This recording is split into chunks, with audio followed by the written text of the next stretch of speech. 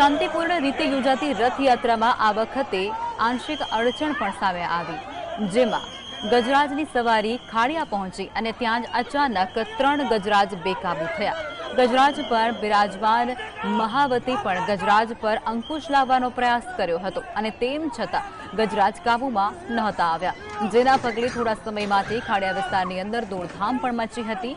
જો કે ત્યારબાદ 3 ગજરાજને ભીડથી દૂર એક પોળની અંદર લઈ જવામાં આવ્યા હતા અને જેને કારણે મોટી જાનહાનિ ટળી હતી। ત્યારે આ દોડધામની અંદર કેટલાક ભાવિક ભક્તોને, સુરક્ષા કર્મચારીઓ અને મીડિયા કર્મચારીઓને પણ ઈજા પહોંચી હતી। ગજરાજ બેકાબૂ બની અને દોડતા હોય તેવા અનેક વિડીયો સોશિયલ મીડિયામાં પણ વાયરલ થયા।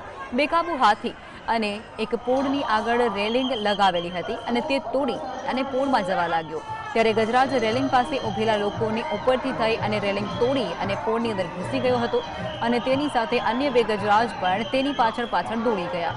આ દોડધામની અંદર ઈજાગ્રસ્ત થયેલા લોકોને સારવાર માટે હોસ્પિટલે ખસેડવામાં આવ્યા। ગજરાજને સમયસર એક પશુ તબીબ દ્વારા ઇન્જેક્શન આપી અને તેના પર કાબૂ મેળવી લેવાયો।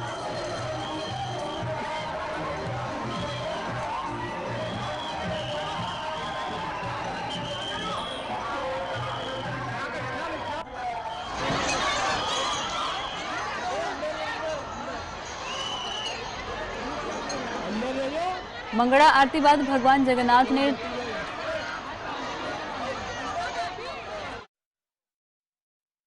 બહુ વધારે ડીજેની અવાજ હોવાથી એ નર હાથીએ રિવર્સ દોડ લગાવી। એ માટે એ બીજી 2 હાથી માદીઓ સાથે એને કવર કરીને એક ગલીમાં અલગ કરી દેવામાં આવ્યો છે અને ત્યાં સંપૂર્ણ રીતે એને કંટ્રોલ કરીને બાંધી દેવામાં આવ્યો છે।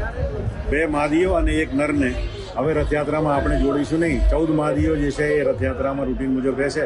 આ 3ને અહીં રાખવામાં આવશે અને પરત મંદિર મોકલવામાં